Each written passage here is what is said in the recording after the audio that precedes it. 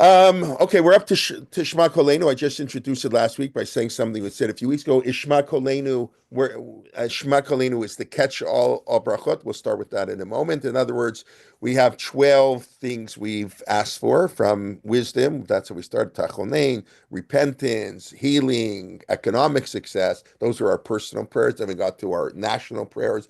The gathering of the exiles and in gathering of the exiles and the Sanhedrin and Yerushalayim and the Messianic kingdom, all the national thing. And then we say, God, okay, listen to all our prayers.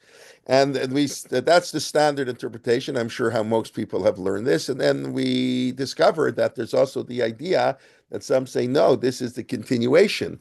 Each bracha follows a particular order, right? We ingather the exiles. The last step, sort of what we did last week, the Messianic kingdom or the Davidic kingdom, the return, that's sort of the last step. First, we gather exiles at Sanhedrin, get rid of the wicked, pray for the righteous. Then we rebuild Yerushalayim. So, once we rebuild Yerushalayim, build a Mikdash, then Shema Kolenu, because the Beit HaMikdash is the Makom Tfilati. We're going to start next week.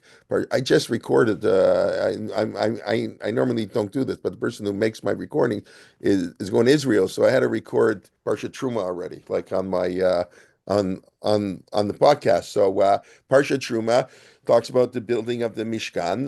The main purpose of the Mishkan is not Korbanot. Korbanot is at most a secondary purpose. It's a purpose to gather the Jews all together. But of course, Ki Beiti Beit Tfilah Yikarei L'chol Amim. We've spoken about that. The temple is the place where all people come, and means Jews and non-Jews. It means idolaters. And those who were at the Parsha Shir last night, the very interesting, talking about if we can accept certain Christian beliefs a little bit. It was very interesting, a little bit different. But other nations are going to come and they're going to pray to their gods. So yeah, so Shema, but because we can, because God, yeah. Let me lower the. I'm sorry. Sorry, you have a question, or that's just you want to ask something? No, okay. So God hears our tefillot better. It's Kibeti Vila Yikrei L'Chol Amim Sheshma Kolenu. They said is really the extension of Vili Yerushalayim Yircha and Et Samach David. That's just a fascinating way to appreciate it. But halacha and there, I think both are true. In other words, it's both true, and it's also okay. We've prayed these things, and now we ask God. We have a prayer that our prayer should be heard. That in itself is a fascinating idea. So, and that's why the halacha states that you can add anything in Shomei Tefillah, right? Let's say somebody is sick. Somebody is sick. So we add in Rifeinu, and you have in many Siddurim, they'll even have a thing, Rifeinu. You have an important business deal coming up, or somebody told me they're afraid now they work for the federal government, and they're very nervous because everybody's getting fired for no reason. So they're very nervous about losing their jobs and their livelihood. When you're 50 years old, it's not so simple to get another job. So you have to pray a little bit harder in Barech Aleinu. You would ask more, but and then you can also, but others say you can add anything in Shomet in Shema Kolenu. We also have it halachically. This is important. I mean, if somebody forgets v'tein talumatar, right? Certain phrases. If you miss certain parts of phrases, no big deal. But if there's certain key, it's just you miss. We all know you forget Yalla v'Yavo Rosh Chodesh. To add in a thing of Rosh Chodesh is so important that you have to repeat. So rain is like the most important thing in the world. Like today, you live in Canada, and I saw somebody gave congratulations on the hockey championship last night. I didn't watch the game, but I whatever. But yes, it is very good that Canada won in overtime, beating the United States. But okay, so if you live in Canada, you don't worry about water like out of your mind. I'm still looking at 3 feet of snow outside. They haven't fully in my backyard. But you live in Israel. These used to be rain was wow. I mean, people died because there wasn't enough rain. So Mashiv Haruach Amorid Hageshem, and which is not even a prayer for rain, it's just the acknowledgement that God brings rain, and B'tein Talumatar to say that God, please bring rain in the rainy season. We say here from December 5th, we discussed that in the past, and whenever we say in the rainy season, If you forget that, you have to repeat the entire Shemona Esrei. It's so important. You wouldn't think, wow, that's so important. Yeah, it's so important. You forget the words, Kabel Barachamim, Ratzon Tfilatenu, that in Shema, you don't have to repeat the Shemona Esrei. If you say Shema Kolenu, and then you say Baruch Atah Hashem, Shomei Tfilah, you don't have to repeat the Shemona Esrei. You can miss a whole phrase, big deal. But it depends what phrase you miss. So if you miss the phrase V'tein Tolamatar, you have to repeat all Shemona Esrei. So let's say you said V'tein Bracha by mistake. It's December the 7th, and you're not used to saying V'tein Talumatar. And you remember, oh, I forgot. So if you remember in Shomei Tfilah, before you finish Shomei Tfilah, you can throw it in there, and you don't have to repeat the Shemona Esrei. And if you forgot, or yeah, you can just throw it in, because Shomei Tfilah is sort of anything goes there, so to speak. Okay, that's the overarching theme of Shema Kolenu is that, or the verb is to ask for anything we haven't asked for yet. It's we've asked for 12 separate things. We've had 12 separate themes up to now, but there are other things you may want to ask for. That's also, so Shema Kolenu in a sense is that opportunity, not just God should hear our prayers, what we said up to now, but we can add in new prayers, new ideas, new things we haven't said. You can add it in a particular bracha or add it in here. You can also add it in by Elohim Netzor, the ask of the Shemona Esrei, right before you say Oseh Shalom B'Mramav. That's also a place where you're allowed to add an extra tefillot. Although if you forgot the Tein Bracha, Tein Talmatar, it's too late to add it in there. You can't. If you remember, let's say in the middle of Sim Shalom, before you finish Sim Shalom, you can go back to Borech Aleinu. You don't have to go back to the beginning of the Shemona Esrei. If you remember at Oseh Shalom B'Mramav, then you have to go back to the beginning of the Shemona Esrei. I won't get into the halachic discussion whether in theory, for sure you can. The question is in practice today, whether you can.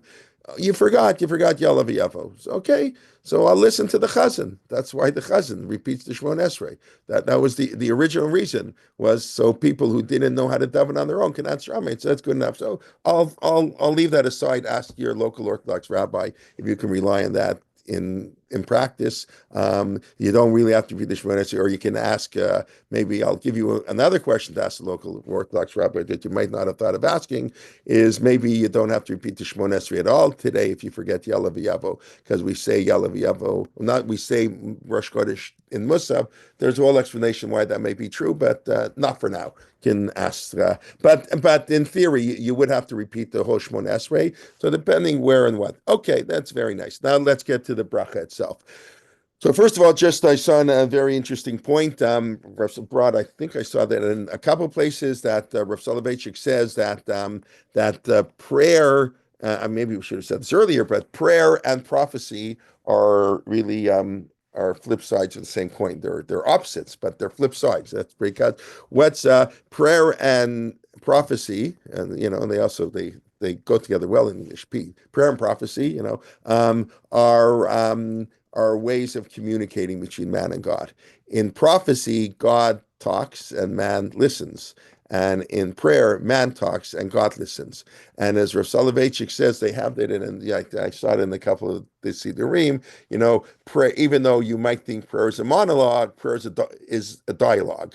Of course, we don't hear God answering, but that's Shema Kolenu. God is listening. That's a dialogue. You're talking to someone. They don't have to answer. They're there. You talk to people. I mean, that's unfortunately the halach in a house of mourning. One person talking. You don't have to say anything. Just being there can offer comfort. And that is the halacha, that one is not supposed to talk. It's a mourning till the mourner talks to you. A lot of it can be uncomfortable sometimes. People often don't know that halacha. The mourner may not be in a mood for schmoozing. So you walk in, you see it. Talmidei Chachamim, people who know this halacha, they'll walk into a mourner's a shiva house, and if the mourner doesn't talk to them, they'll sit there quietly. I've seen it, where the person sits there, gets up after 5 minutes, says Hamakom Yakom, and he walks out without having said a word. And it's kind of interesting, but I don't know. Again, does this halacha strictly apply today? Maybe it's different. I don't know. But that is the real, like, you're supposed to wait till the morning. I mean, if there are 10 other people and the mourner is talking to 10 other people, so maybe it's okay if you talk for, what I'm saying? I think maybe that halacha is then the mourner is not talking at all. I don't know. That means he has to talk to you. Okay, but I'm not sure. Okay, leave that. But the idea that tefillah is a dialogue, and the opposite type of a dialogue with prophecy. Because we assume, by the way, in prophecy, there's only one prophet who answered God, and that is Moshe Rabbeinu, as far as I know, I think, right? I mean, according to the Rambam, one of the 13 principles of faith of the Rambam is Lo Kam Yisrael Moshe. I mean, that's actually a verse in the Torah. That doesn't need the Rambam. That Moshe was the greatest of all prophets, the only one that God spoke to face. Although there is an amazing, these rabbis sometimes were so these rabbis are great sages of the Talmud. Sometimes we're so radical, like wow, they're like real apikorsim. It's unbelievable. They said Lo Kam Yisrael Moshe Od. So the rabbis, the sages say, Lo Kam Yisrael. There is no other Jew who is like Moshe, but there were non-Jews as great as Moshe. It's unbelievable how they can say things like this. It's really beautiful. Who is there who's greater than Moshe, or at least as great, maybe greater than Moshe? No Jews can be as great as Moshe, but non-Jews can be greater. Wow. That's what the rabbi. Bilam. I'm sorry? Bilam. Bilam, correct. Bilam. So that's what the rabbis say. Bilam. Bilam can be, it's astounding. The Gemara wants to know, how could Bilam curse the Jews? So the Gemara says he knew how to time. The Gemara in Bracha talks about this. I remember the exact details. The Gemara talks, he knew how to time things perfectly. God gets angry every 1 in 8 million years, or whatever. There's for a split second. And if you say curse at that moment, it works, or whatever it is. But the idea is normally that Moshe Rabbeinu was different. As the Torah says, he spoke panim el panim. He spoke face to face with God. Why, even better. We're having a conversation on Zoom. It's not exactly face to face. It's the next best thing. But face to face, you're talking to your family members. That's how Moshe talked to God, like two people carrying conversation. Everybody else was in a trance. They couldn't. They were like in a dream world. They didn't really know what hit them. Too powerful. We read last week the Aseret HaDibrot. The Jewish people said we're going to die. We can't have God speak to us. So even when God spoke to Avraham Avinu, he spoke to other prophets. The assumption is that what we understand it is they were sort of half asleep, or they were anesthetic, but they had sort of a vision of God, and they woke up and they sort of put the vision together, and like Yeshayahu, Yirmiyahu, so it's their words. God spoke to Moshe, so God to tell Moshe, this is what you write in the Torah, this is what you say. When he spoke to Yeshayahu, he was like in a trance, so Yeshayahu woke up from the trance, so he recorded the vision as he understood it from God. But anyways, this idea, but I think it's a beautiful idea. The God talks to man through prophecy, and we talk to God through prayer. And then the rabbi side of it is very interesting. When did prayer begin? When prophecy ended. The Shemona Esrei began. In other words, it's like a continuation. We just have to change. And we've spoken a number of times how the Gemara says that Ezra was the first one to do the Shemona Esrei. The Gemara says 120 elders, the Anshe Knesset Agdola, Ubehem Kama Nevi'im. And among them were certain prophets. We've spoken many times. That's why Rav Soloveitchik felt we only prophets can add prayer. Okay, that was the Rav's unique view. Other people don't agree with that, but fine. But the idea is that there's a continuation. You want to call that the Pleitat Sofreim that we spoke about a few weeks ago. You always need a link to the previous generations. There always has to be somebody. You need that link to Europe. You need the link as you pass, times change. Things are different. America's not Europe, but you can't just have a complete break. You can't just have a rupture. That time salvation started, rupture and reconstruction. That's a problem when there's a rupture. You need a continuation. So somehow the Nevi'im, there was a few Nevi'im left, and that was the link. It's actually a beautiful idea. The first we had prophecy, and prayer really they didn't develop. Especially, this makes a lot of sense if you don't view according to the Rambam. I actually speak about this on my. I mentioned next week in the podcast briefly. Right, the Rambam is pretty much alone in saying that the mitzvah to prayer is a biblical mitzvah. It's astounding almost, but almost every one of the medieval authorities holds that there's no biblical mitzvah to pray. We mentioned many times the Ramban. There's this beautiful idea. It's a kindness of God to pray, and God allows us to pray. But there's no mitzvah. There's no biblical obligation to pray. So yeah, that would make a lot of sense. People didn't pray. They prayed very little, and then after when prophecy ended, that's when the prayers began, and it's sort of growing. But even according to even all prayers of biblical mitzvahs, first of all, could be the biblical mitzvah was just discovered at a certain time, right? I mean, I know that's we have a lot of mitzvot, we have a lot of drashot that the rabbis make a drasha. That means before the rabbis made that drasha, people didn't know what was prohibited. It's not that there are some who say this, but I think the 99% of the vast majority of people assume that we didn't have the whole Torah was not given at Sinai. The rabbis were given the tools to interpret the Torah. And when the rabbis interpret the Torah, they're telling you this is what the Torah means. So that's a biblical law. Not that the Torah says it's like, but that's what Torah means. The rabbis are the ones who tell us what the Torah means. So I don't know this one. Actually, now that I'm thinking about it, I may want to do some research on this. I don't know. The 39 Melachot, there's probably maybe through the first 100 years of Jewish history, they didn't know about the 39 Melachot. If you look in Tanakh, they observe Shabbos the few times they talk about Shabbos, they observed it very differently. I don't know if they knew about the 39 Melachot. When the rabbis, the Sanhedrin came up with the idea of 39 Melachot derived from the Mishkan, because it's written next to each other, juxtaposition. The Torah writes about Shabbat, Mishkan, and Shabbat. We know about Shabbat in the Ten Commandments. What do I need it again? By the Mishkan.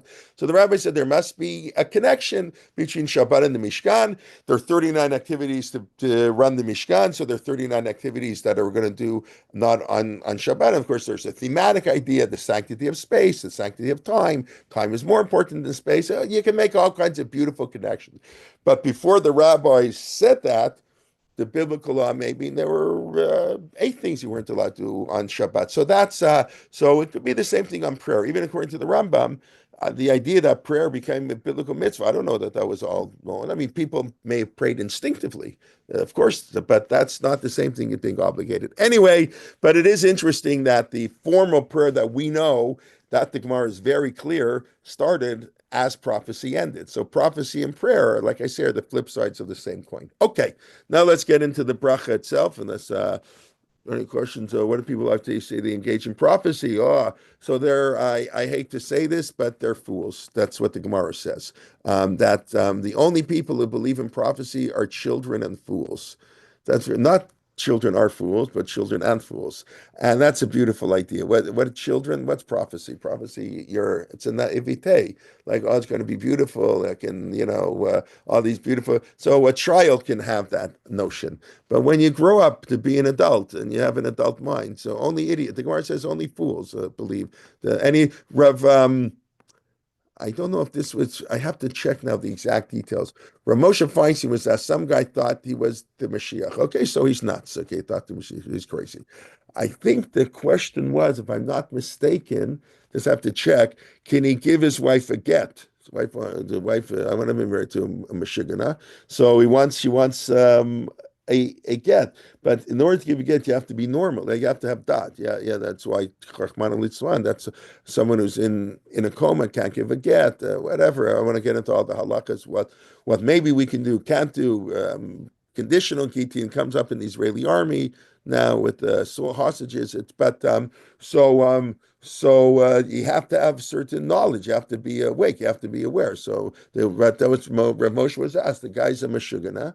Can he give the get? Wasn't that the whole debate on the Cleves get? Does anybody know what the Cleves get is? Anybody here? No. Okay. I think Rabbi Rekefet did his master's thesis.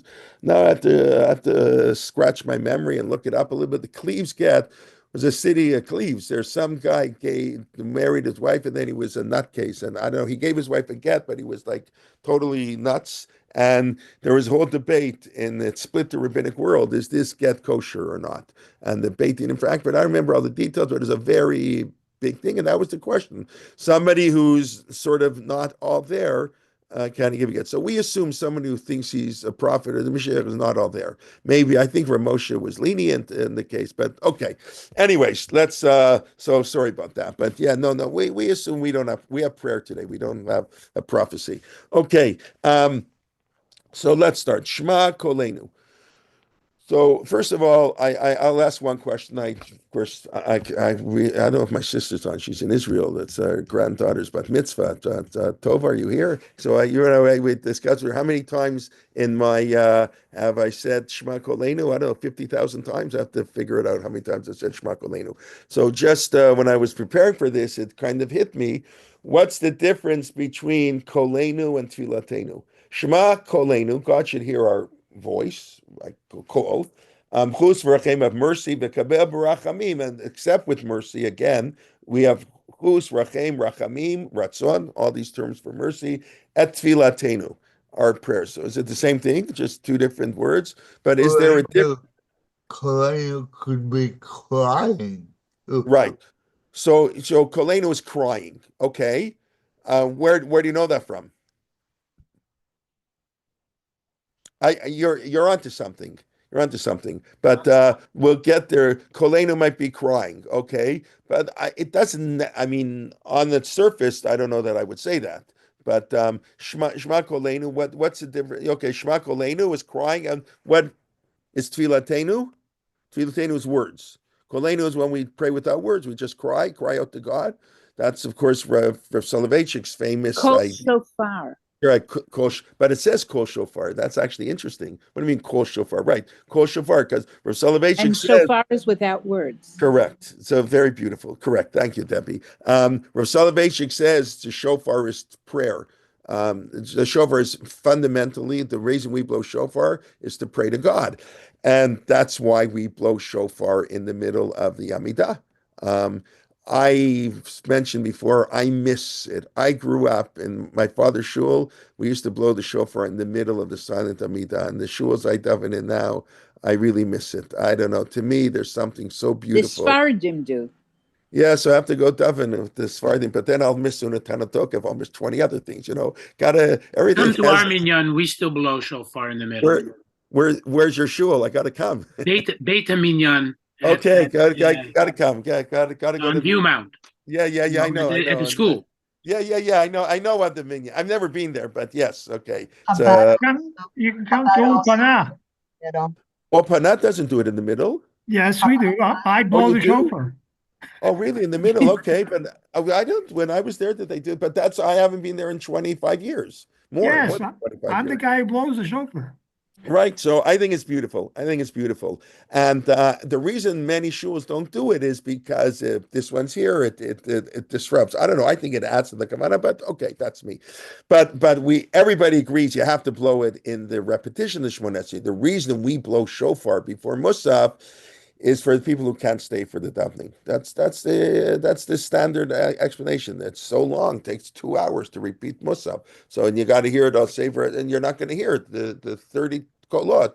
So you better blow. We assume today you have to blow 30 voices of the shofar. So we do 10 after Malchiyah, 10 after Zikronot, 10 after shofar. No, but from the time it's 15 minutes for the silent Shmoneh Esrei, 20 minutes and 2 hours to repeat the Shmoneh Esrei. So people can't stay in shul for 2.5 hours. So the people who can't stay, that's really the reason. Our rabbis were very practical. So we'll blow shofar before we come announce shofar blowing will be at 10:15 and 2,000 people in shul when I grew up, there were more than 2,000 people in shul, 90% of whom 85% came 3 days a year to shul. So, we don't have that as much anymore, I guess, unfortunately, I would say, but because it's not whatever for other reasons. But so people come to shul, they hear the third, they go, oh, so they miss it in Shmoneh Esrei, but that's not the ideal form. As a matter of fact, there's some authorities who say that if you know you're going to stay in shul, you're going to stay in shul,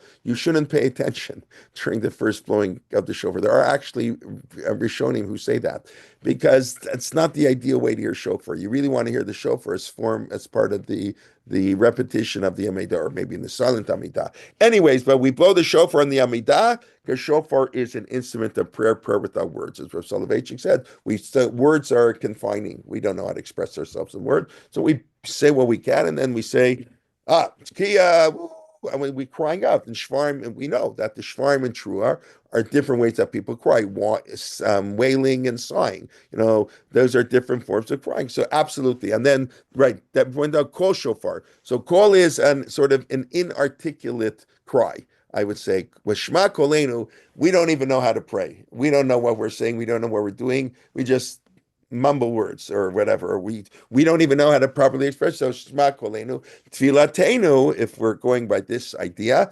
Tfilatenu is very organized. You know what you're doing. You think about it. And remember, we have a siddur. Until the 1400s, 1500s, nobody had a siddur. And the printing press was invented in the middle of the 15th century, right? The first Jewish book, I don't know, the first Jewish book is a Chumash and Rashi, right? That we've discussed many times. That Rashi didn't know how to read Rashi letters, right? And Rashi letters have nothing to do with Rashi. It's because Rashi was the most popular and the most important commentaries. When they printed the Bible, they printed it with Rashi's commentary, but the printing was very unadvanced, and it was hard to it would go from one to the other. So it's hard to tell what's the commentary, what is the actual text. So the printers put in a new font, in your font. You got Helvetica, Times New Roman, the 500 fonts. So they put in a font. They called it Rashi font. Rashi font, because so we could distinguish. So Rashi didn't know how to read Rashi letters. Okay, so the next time your teacher gets upset at you, you can't even read a Rashi. Say Rashi couldn't read a Rashi. Okay, he'd figure it out. I get it. But so people didn't have a siddur. People didn't have so they had to listen. What are they going to daven? So it was very hard to put together the words tefillah. So that could be Shema Kolenu is inarticulate, crying out to God. We don't even know what we're saying. We don't even know what we want. And tefillatenu is wisdom, wealth, health, but we do tefillah, hopefully. Now, I just want to show you where in the Chumash do we have kolenu as sort of inarticulate crying. It tells Yaakov.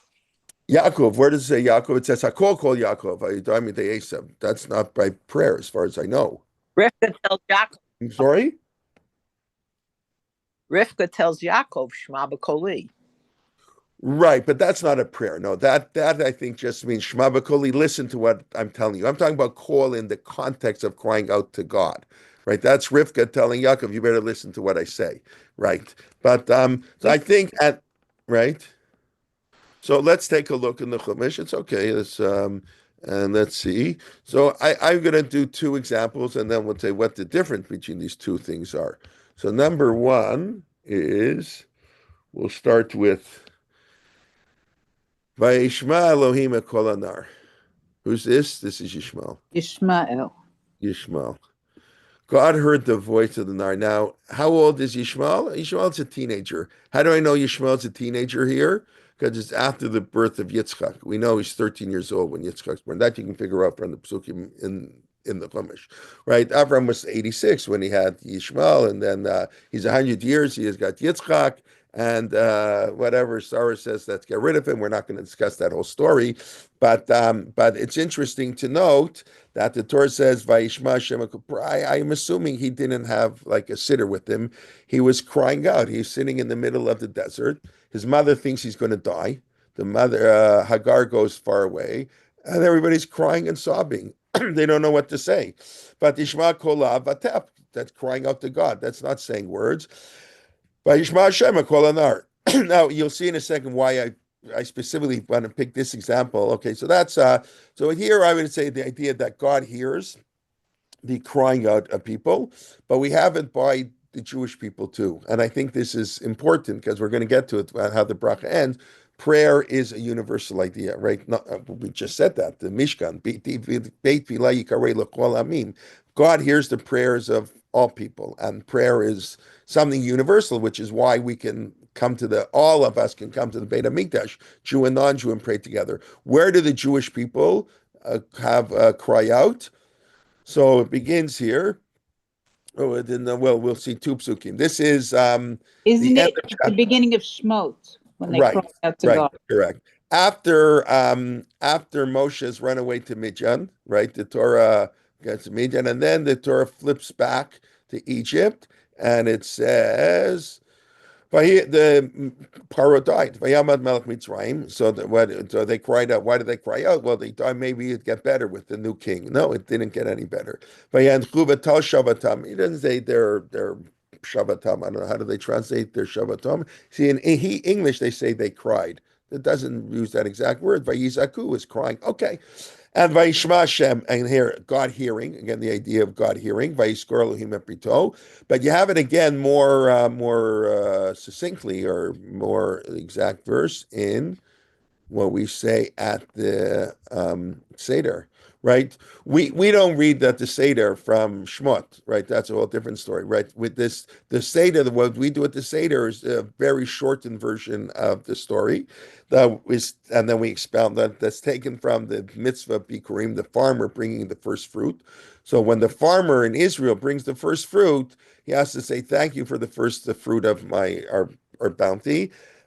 And now I'm going to say, why am I in Israel? You have to have the Jewish people need a narrative. Why are we in the land of Israel? So the farmer living in who knows where in the Galil is bringing his fruits to Jerusalem and saying, yeah, wow, this is an extension of the story of the Jewish people that began in Egypt.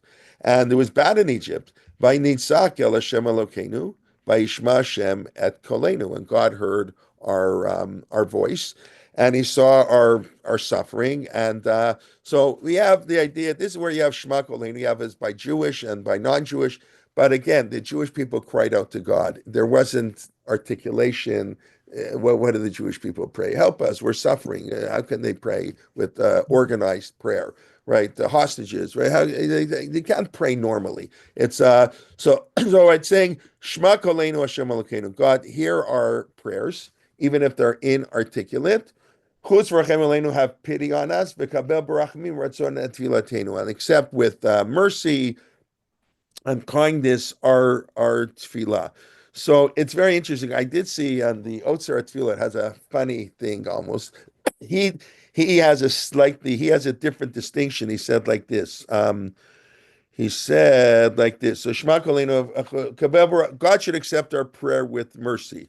So he says that's for somebody who doesn't daven with kavana, like me most days. I don't want to say about you, but like it's hard. Davening with kavana davening is a really hard mitzvah. You can talk, so you mumble the words, right? Rav Soloveitchik, one of his where it's initially published anyways, is in Hilchot Tshuva.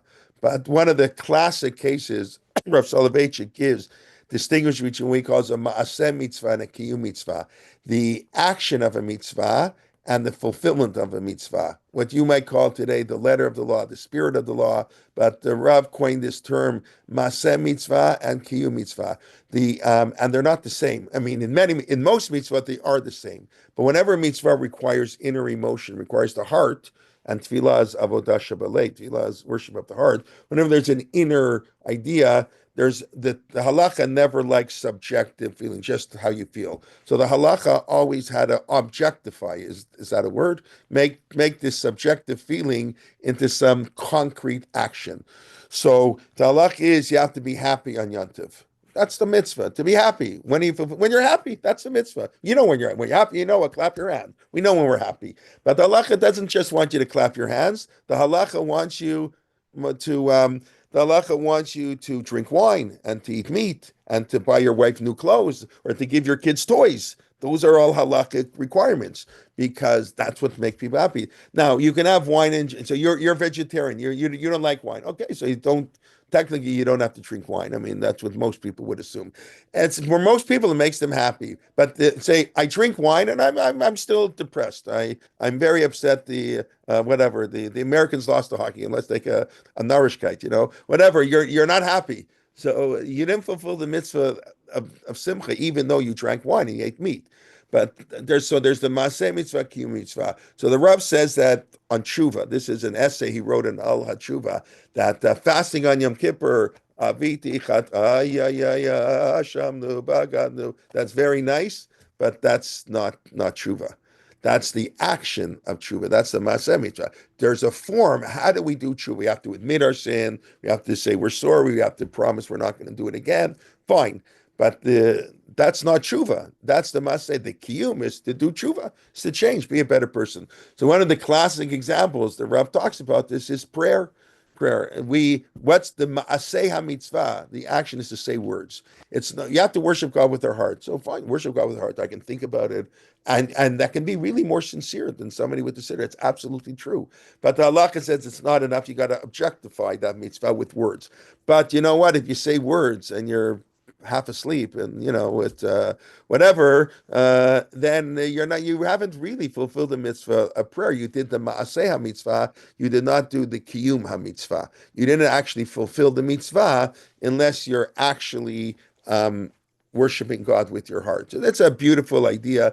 Rav Soloveitchik has it by Avelu, same idea. When people sit on a low stool, that's all to get a sense of mourning. But the mitzvah is to mourn. The mitzvah is not to sit on a low stool or to rip your clothes, right? So all the mitzvot, simcha, etc., all when we make this distinction, lulav doesn't have the distinction. When you lift up the lulav, the maseh mitzvah and the kiyum mitzvah is the same thing. Anyway, so he says, the eight Jews, he says, Shema Kolenu, God, when I say the words, he doesn't exactly phrase it this way, but I'm going to, take the Rav's idea and apply it here. When we say the words, we're not really paying attention, and I think we know that's not so uncommon. Then we ask God to accept our tefillot with mercy. If we do it with kavana, then it's biratzon. In other words, we ask God biratzon willingly and mercifully, right? So merciful biratzon, of course you should. We prayed properly, but if we're not praying properly, we still ask God to have rachmanis on us to know what we pray. Now, the standard explanation why we say that God should accept our prayers with mercy is also very famous, because often we pray for the wrong things. Often we don't know what we're praying for. And Rav Soloveitchik, I heard it famously said that when he was in Europe, he used to pray that he should never end up in America, because America was a desert, and all the great Torah learning was in Europe. And he prayed to God he should not end up in America, because people were leaving for economic reasons, all kinds of reasons. And says, thank God, God didn't listen to his prayers. He was very lucky. So that's the famous thing, Mekabel Mishalot Libenu L'Tova, that will say the Shabbos, right? Shabbos Mevarchim this week. So God should accept our prayers L'Tova, what's good. So that's how the classical commentaries explain. God should accept our prayers in mercy. Sometimes we pray for the wrong thing. Okay, now we all know that. So we pray what we think we want, and then we ask God, well, make sure the prayers that are not good for us don't accept, and the prayers that are good for us do, even if we haven't said them, add them into what we pray. Now, okay, then there's another very important idea of here is that Shema Kolenu, and this Rav Soloveitchik is the same idea, that God listens to our prayers. It doesn't say he answers our prayers. That we say in Anenu. When on a fast day we say, or Anenu b'yom karenu, we should answer our prayers. But that's not what we say here. We ask God to listen to our prayers, and we end the bracha, Baruch atah Hashem shomei tefillah. God is one who listens to prayers. It doesn't say he listens, but he sometimes says no. This is a sort of an important point here. We're not asking God to answer. I mean, of course we are, but we're addressing God. God, you are the one who answers prayers. You're the one who listens to prayers. Listen, you ask somebody, they listened, and I don't agree with you, and move on. So that's a very important point. In other words, and it's the same thing. This already I heard in the name of the Chazon Ish.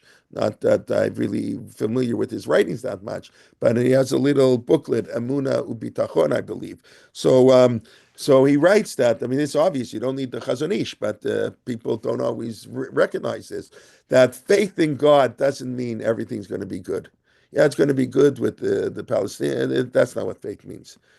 Faith means whatever happens, that was the will of God. Now we can act how we think the will should be, and God might answer, but faith in God that, I have faith it's going to turn out well. No, that it's going to be okay. How are you going to make a living? I trust in God. No, that's not faith.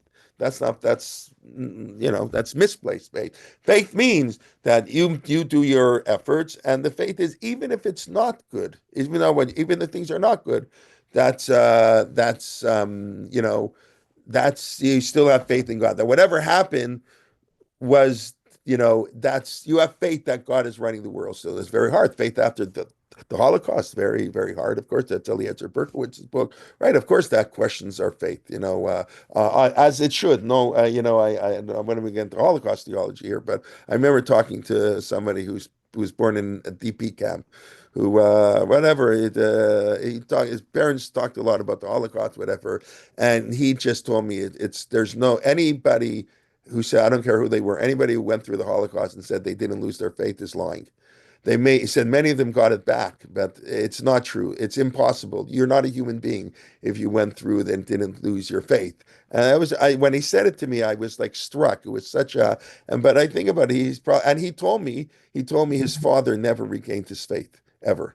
He said that they were raised Orthodox. His father thought the Orthodox lifestyle was beautiful, keep Shabbos, but he never believed anymore, never fully believed. I don't know. I'm not saying he became an atheist, but he lost his faith, even though he practiced. Anyways, so faith can be challenging, but faith, we ask God to listen to our prayers, but we can't ask God that He answer our prayers. Rabbi Okay, Kelman, yeah, that was a beautiful thought, and it reminded me there is a children's book called The Rabbit Listened, which is an amazing children's book. It reminded me, and I'd never really thought of that, what you just said, but there is tremendous power in just thinking that somebody is listening to you. right. It ties into what you had said when you go to a shiva also. You don't always have to speak, just being there.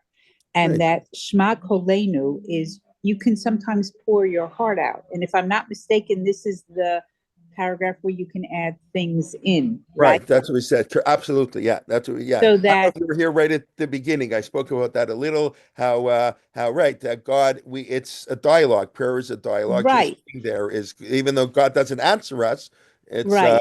it's still, So yeah. that just that Hashem listens to us when we Right. daven has tremendous power. 100%. That But I think that that's what this is stressing. And that's such a valid point, that when somebody listens to you, they don't always have to answer. Just by them being there is very yeah, empowering. 100%. Yeah, 100%. And sometimes even if they say no, even the fact that you can go to your parents and ask for something, and kids, I mean, I'm a teacher of high school kids, kids want to be heard. Like you can work kids hard. You can give, I mean, kids complain today, especially to everybody, nobody wants to work hard. They want to be all spoon fed. But if you set it up properly, the kids will appreciate. They like a teacher who makes them work hard, as long as they're fair and they listen. Like they want to hear what the kid is saying, and that's why it's so important to let kids ask and speak, and not to lecture the kids, and let them ask. It's not always easy to listen, and especially when kids say things that, I mean, I think it's great. Like I teach in a school where most of the kids are not observant. There are some observant kids. It's a beautiful mix, and not everybody can teach in such a school because when the kids are eating, telling you about the cheeseburgers, and you've never had it came up actually this week. I'm like, you never ate a cheeseburger in your life, really? You never ate non-kosher? Like, they understand you keep kosher, but okay, you must have so you have to be able to deal with that. And here, explain I understand why you eat a cheeseburger. There's no reason to keep kosher. If you don't, there is no reason except the Torah says so. That's what the Rambam says. You're supposed to want to eat a cheeseburger. That's what the Rambam actually says. He doesn't say cheeseburger. He says pork. He says chazir, basar chazir. You want to, because I'm not supposed to want to steal, because I should be ethical forget the Torah. I should be ethical as a person, but there's no reason to keep kosher. I mean, after the fact, I'll give you all these things. We don't eat domesticated animals, but before the fact, no. If the Torah hadn't said so, I wouldn't keep kosher. So whatever. But yes, to listen is important. Okay, let me just validate. Yeah, to validate. That's a great word. Okay, you know what let me do today? I will spend a few minutes. I just want to go to Daniel, the book of Daniel, chapter 9. Let's pick up on this. Right. and to show where some of these phraseology comes from in Shema Kolenu. Of course, Daniel, we actually learned we learned most of our tefillah, most of the halachot from tefillah are derived from Chana. That's also a beautiful idea. Chana, the Gemara in Bracha goes through. Chana was the one we read her on Rosh Hashanah. She's praying, her lips are moving, she's silent. That's a sign of Shemon Esrei.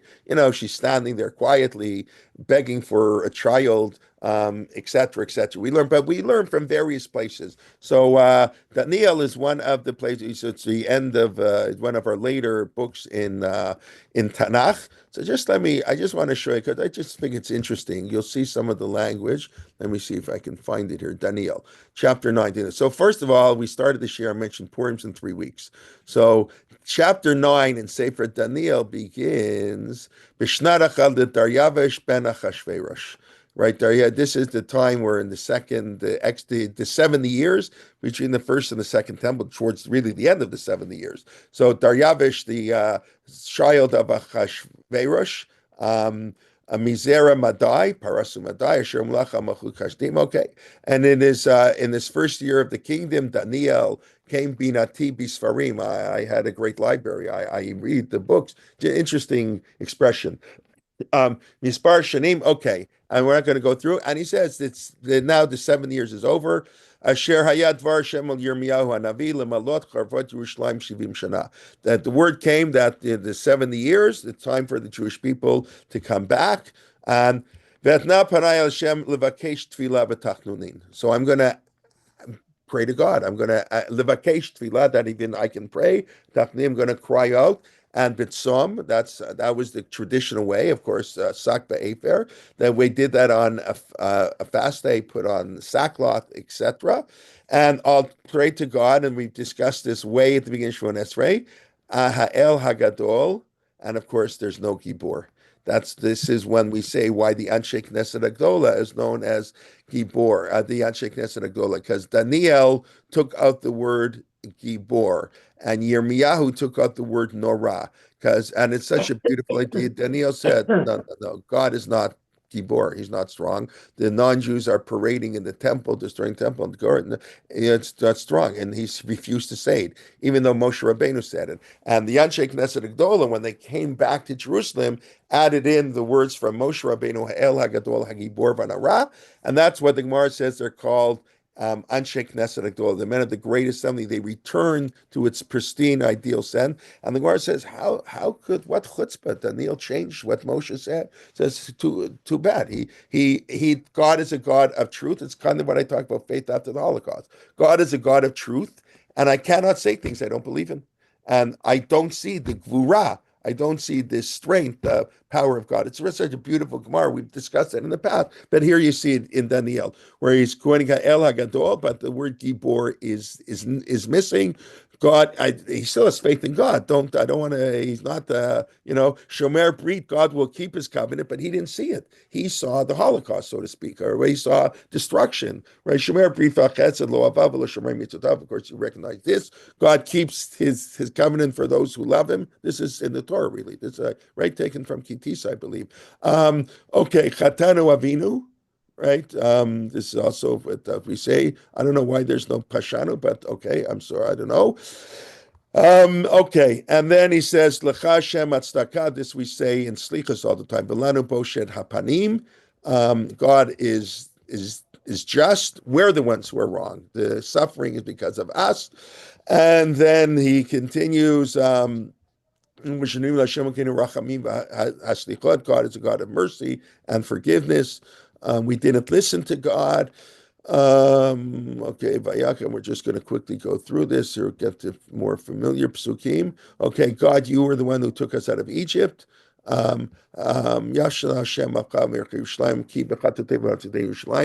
we say this in the Slichos too.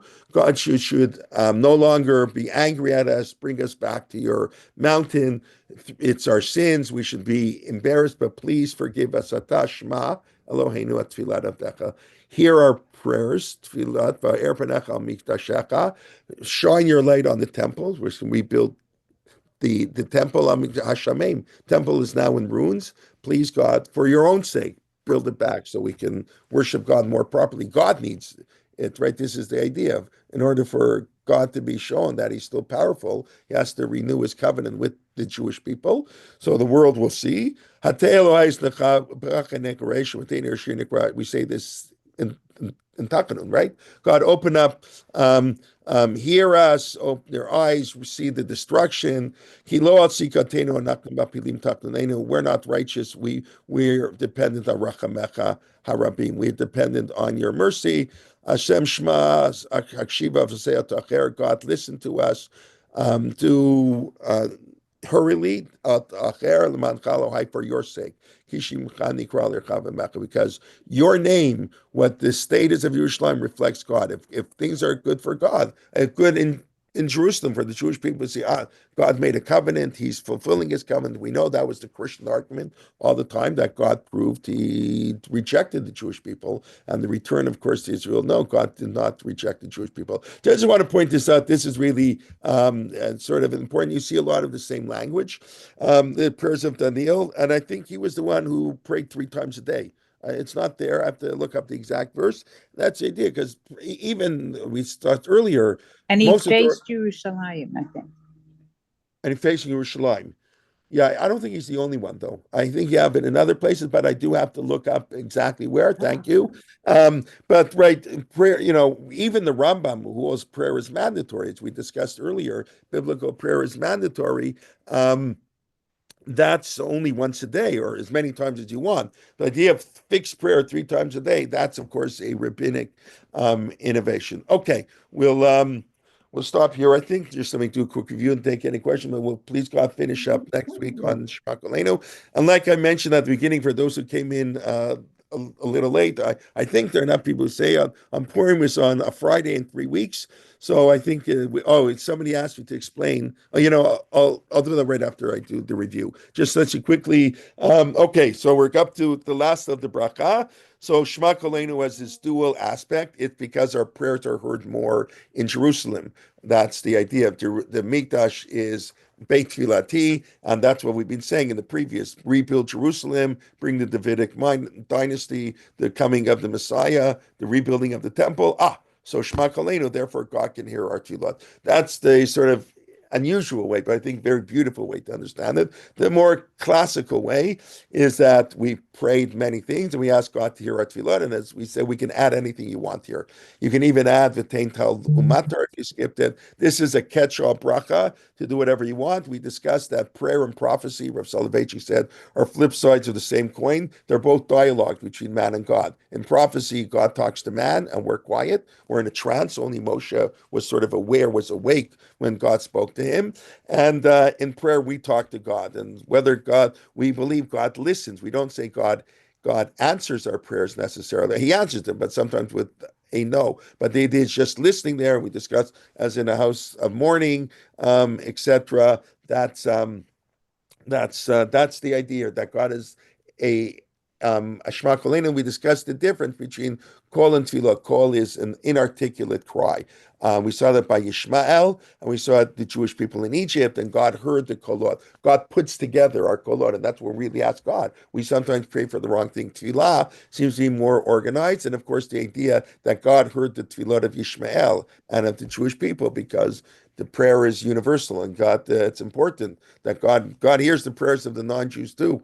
And and this idea, this universality of prayer, the universality of the temple, and then coming through the temple, when the temple was rebuilt, that's the recognition that God, that's what Daniel is really praying for, that God, your name shall be revealed, shall be accepted in the world, when the temple will be rebuilt, and we'll see that God has sort of kept his covenant with the people, because faith doesn't mean that it's always going to be good, but eventually faith does mean that, yes, eventually it will be good. That faith we do have to have. We have to maintain faith in the coming of the Mashiach, in schar v'onesh, reward and punishment. It's very hard today's world, especially what happened yesterday. It's very hard, to see the justice. It's so unfair and uncalled for and unnecessary. But what could I say? I don't. We all know there's no words to say anything. But we do have faith that this will eventually be good. But in the meantime, in our own lifetime, have faith that what happens is from the will of God. Okay. All right, so somebody just said they're going to Israel for 2 weeks. They're missing my shirim. No, that's not true. It's late. I mean, I don't want to say that, but it's late enough that you can come to this year even in Israel. But okay, that was a private message. I won't say who it was. Okay, congratulations on the hockey champions. Yes, go Canada, go. Yes. Connor McDavid. Yeah, okay. A private high school high rail that will wipe out public affordable accessible rail. I assume it is a public venture. Yeah, well, I don't know. It'll be 20 years, but it would be nice. A high rail from Toronto to Quebec City. Actually, it should do from Windsor, Detroit. They should go the whole sort of length of the 401 there, if you know the highways here. But yeah, we don't have that. Okay, your daughter's making a brunch where we discussed if we could have class on Purim. Like I say, I'm happy to have class on Purim, on something on Purim itself, because it's good. Purim's Kabbalah Torah. He asked me to explain why we study Torah on Purim, why it's important, because Purim, according to the Talmud, we accepted the Torah on Purim willingly. The Torah originally was given, God held a mountain over our head. You accept the Torah, great. If not, Sham Te'ek Tvoratchem. This will be your burial place. So somebody holds a gun to your head. So they spoke about this week or next week. I think my podcast. I forget now because I did 2 back to back. Right. Free will. Yeah. If you don't do mitzvot by free will, it really doesn't mean anything. Somebody holds a gun to you, it does a mitzvah, so who cares? Doesn't mean anything. God gave us free will, so we have a choice. So holding a gun to you, it takes away your free will. That's what, by the way, what many people say is the meaning of God hardened Paro's heart. God basically put a gun to Paro's head and said, I'm going to destroy your economy. I'm going to kill your friend. I'm going to do everything. Let the kids go. So Paro didn't have any free choice. What idiot wouldn't let the people go? So God hardened his heart. So the pressure was off. The decision, he still could have let the people go. Harden his heart, according to these commentaries, does not mean that he didn't have the choice to let them go. That's how most people just assume. He had no choice. No. God took away that pressure. Yeah, you had no choice. Somebody holds a gun to you, it's give me your money or I'll kill you. You have a choice, but you don't really have a choice. So that's what it means to harden the heart. We accept the Torah unwillingly, so much so that I forget, one of the Amorim says, that's beautiful, beautiful. When I get to Shamayim and God's going to say, why did you sin? Why did I sin? I never agreed to get the Torah. I never agreed. It's against my will. I have an excuse for not keeping Torah. That's what Gemara said. Where it said, yeah, but that excuse only worked until Purim. That excuse only worked in Purim because on Purim, Kimu v'Kiplu. On Purim, the Jewish people accepted Torah willingly. Lots to discuss. Maybe we can discuss that on Purim, what that means. But so that's why I think it's nice I can give the shir on Thursday before, but I think it's nice to have a shir on Purim. We'll do it a little later, and unless everybody tells me they'll prefer Thursday, and we'll do it a little bit later, and that's all. Like I say, the clock is changed, so that took away part of your excuse, okay? Because Shem's will be an hour later. All right. Anyways, okay. Rabbi Kelman? Yes. Yes. So Hi, a Yochai. story. Hi.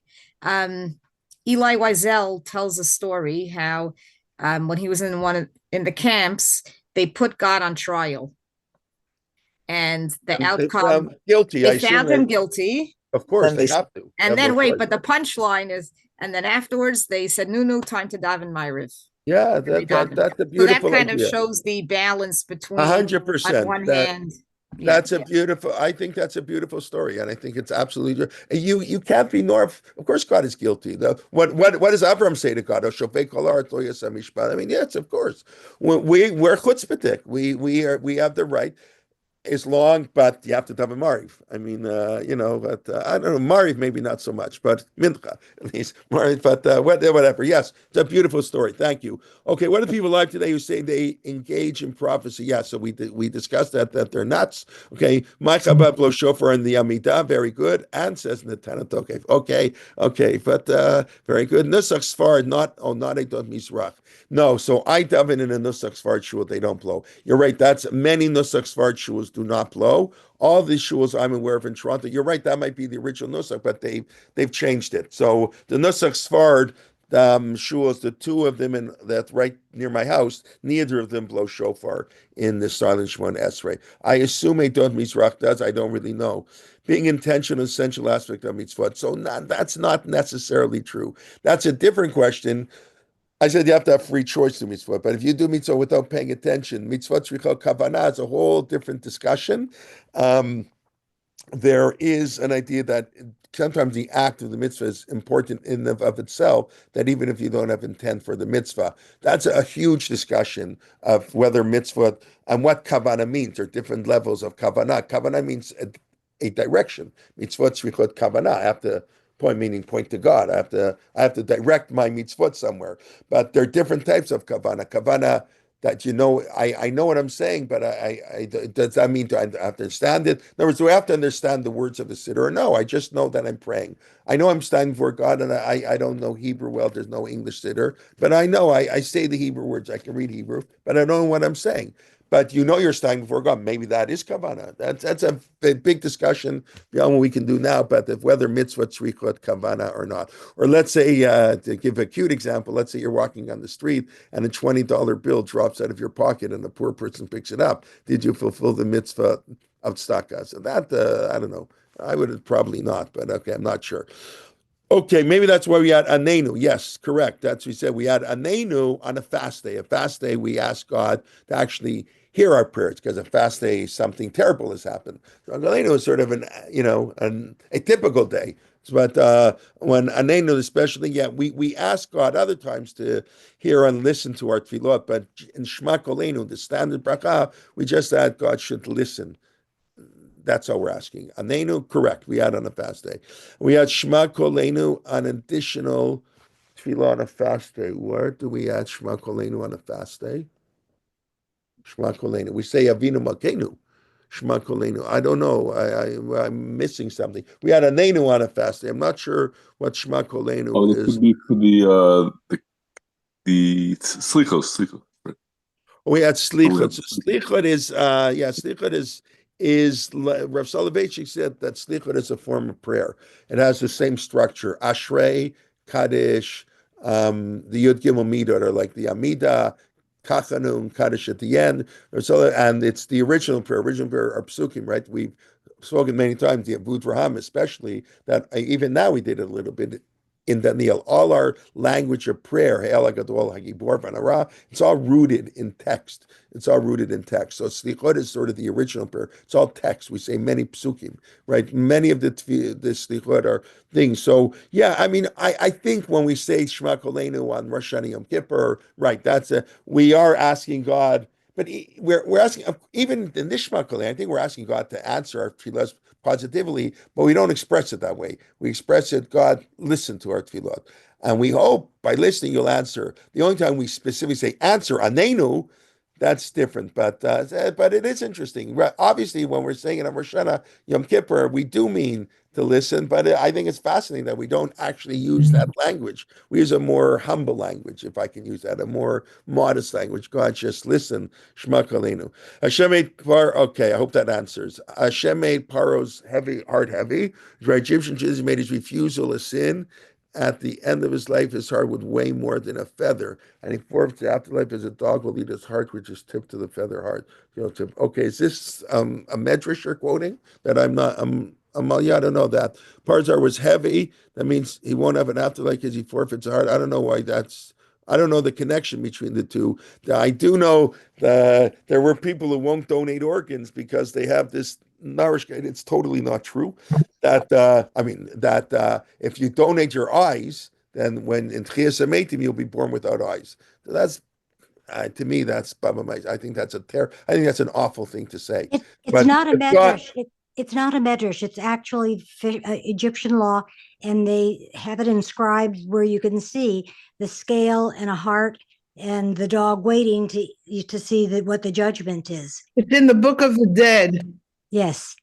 Very interesting. So in Egyptian mythology, or whatever word you want to use, ancient Egypt, having a heavy heart means you would lose your share in the world to come from an Egyptian point of view?